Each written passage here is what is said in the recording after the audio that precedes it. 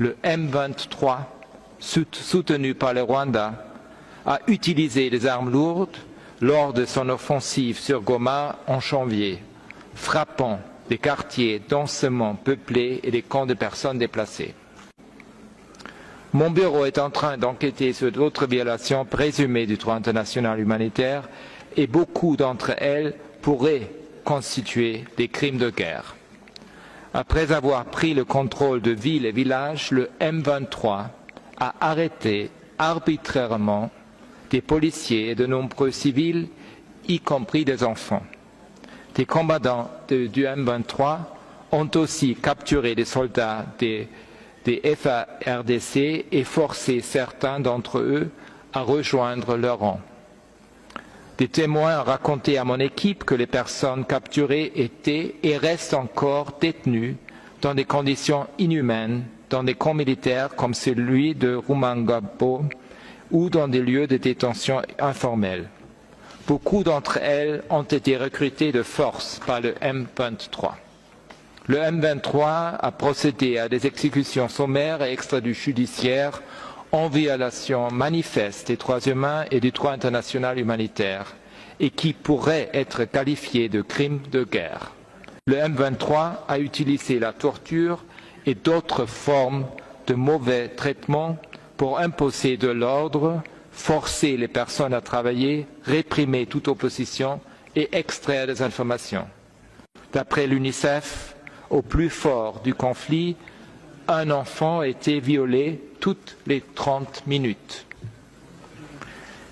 Ces victimes et survivants ont un accès limité, voire inexistant, aux soins et aux kits de prophylaxie post-exposition, car les parties au conflit ont détruit des centres de santé d'une manière répandue. Distingués délégués, des centaines de milliers de personnes déplacées subissent les conséquences les plus graves des combats dans le nord Kivu et le sud Kivu.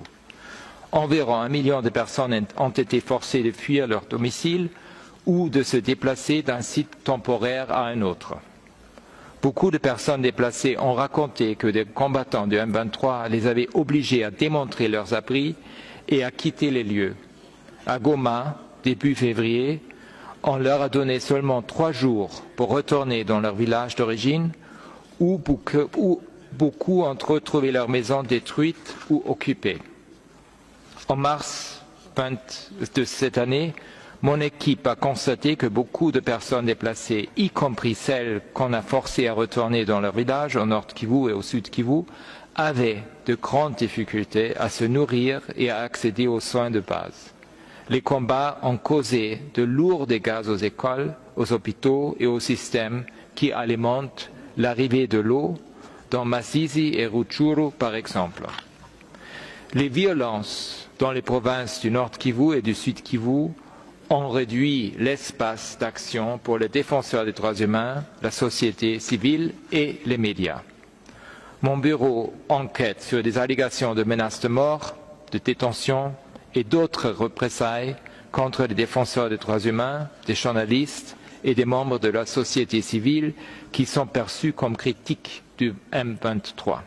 Ceci inclut des allégations de meurtre d'au moins 2 défenseurs des droits humains et de menaces contre les défenseurs des droits humains qui soutiennent les survivantes de violences sexuelles et basées sur le genre.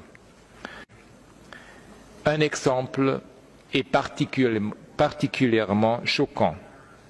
Dans la nuit du 28 février, des combattants du M23 ont attaqué 2 hôpitaux à Goma, l'hôpital de Ndosho et l'hôpital Heal Africa. D'après les informations reçues, ils auraient tiré à l'intérieur des bâtiments et enlevé 121 patients, les accusant d'être des soldats congolais ou des membres des milices Wazalendo. La plupart de ces personnes restent introuvables à ce jour. Distingués délégués, la mission documente des violations et atteintes aux droits humains d'une ampleur et étendue effroyable. Il est très préoccupant que les affrontements continuent sans répit dans le nord Kivu et le sud Kivu. J'appelle toutes les parties au conflit à s'engager immédiatement en faveur d'un cessez-le-feu et à reprendre les négociations et de respecter le droit international humanitaire et les droits humains. Je renouvelle mon appel au Rwanda à retirer ses troupes du territoire de la RDC et à cesser tout soutien au M23.